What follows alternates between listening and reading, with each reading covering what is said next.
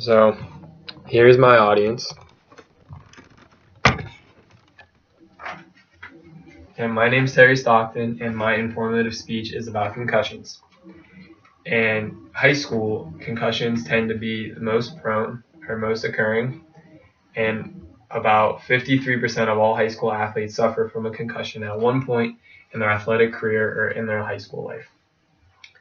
Not everybody knows what a concussion is. So when a concussion occurs, it is because the individual suffers from a sharp blow to the head, where the brain shakes inside the skull, hits the walls, and suffers from brain trauma.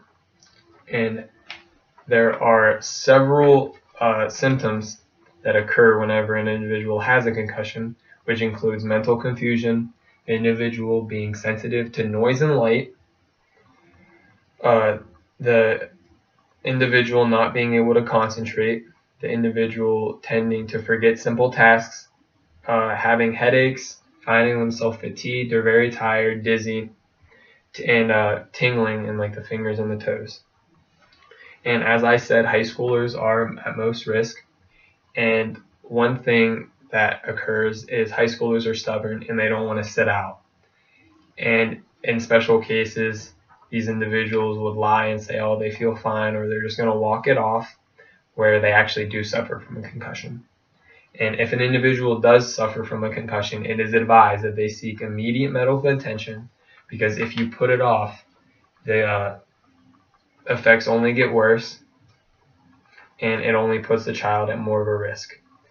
Now, about 10 days after receiving a concussion, the symptoms are supposed to disappear, but in special cases, these symptoms can last for days, months, years, or even the rest of someone's life, whether it be short-term memory loss, long-term memory loss, and just completely forgetting everything, to even just not being able to participate in any form of physical activity. Younger kids are at more of a risk for concussions because their brains are still developing and are very sensitive. 3 sports where concussions occur most often in high school are in football, hockey, and wrestling. And something that all of these sports have in common is that there are blows to the head. In football, players take blows helmet to helmet or even helmet to the ground. In hockey, players would take blows to the head going helmet to helmet or helmet to the ground. And in wrestling, where the head protection isn't as large and engulfing your head, you can take forehead to forehead, or head to the back of the head, or even head to the mat. And even though all of these sports do require mandatory head protection, it is impossible to completely and entirely prevent a concussion. And because of this, the Ohio High School Athletic Association has been putting in several rules to help ensure that children don't receive concussions as frequently. I wrestled in high school, and one instance where concussions were very common were when somebody was slamming someone from the back. And the Ohio High School Athletic Association has put in a rule where you are no longer allowed to trap the arm, because it is your job to return the wrestler to the mat safely.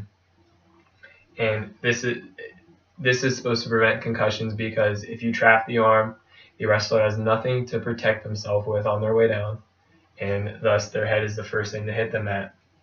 Also, you can find instances of trying to prevent concussions in professional sports. Like in the NFL, a player can be called for an unsportsmanlike conduct if they hit the quarterback too high and go helmet to helmet. I had a friend in high school who his freshman year went into a high school varsity football game and received a concussion. And he didn't want anybody to know. As I said, high schoolers are stubborn, because he wanted to finish out the game. And because of this, he kind of forgot where he was at and what was happening. And he kind of looked a little silly on the field, but still nobody questioned it, because not as many people are informed. And in the next morning, since he was a freshman, he played in the junior varsity football game with this concussion and lied about saying he felt okay and there's nothing wrong.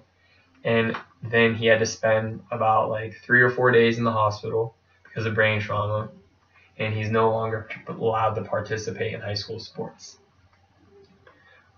Concussions, more people need to understand the effects they can have on people, what can happen and how to prevent them, and the risk that they put children at. And that is my informative speech. Thank you.